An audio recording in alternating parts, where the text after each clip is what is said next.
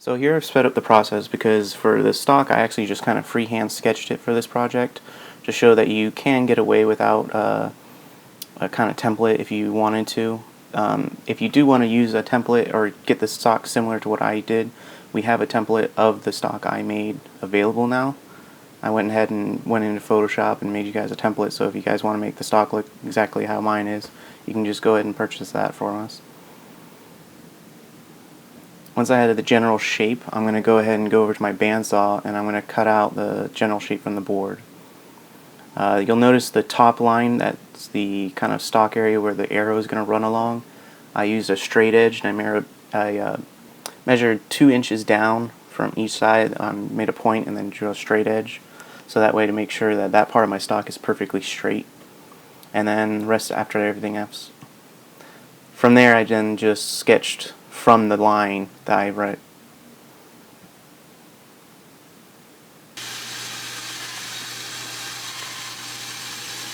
Take your time when you're using it on the bandsaw, especially when you're freehand going along these lines like this.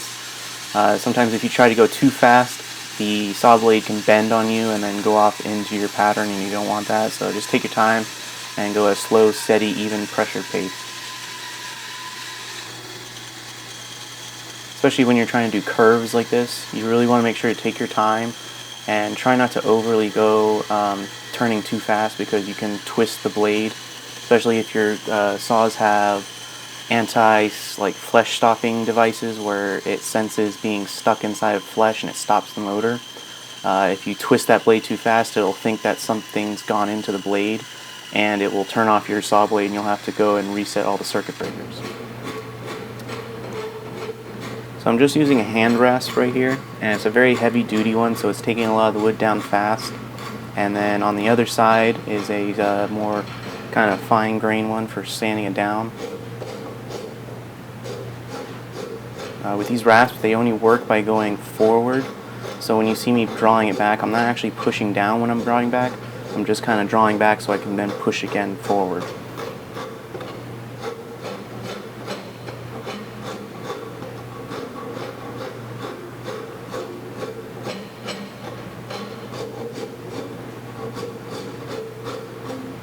As you can see, the rasps really make quick work of the wood. You could sand it down, it's just going to take a lot longer if you wanted to.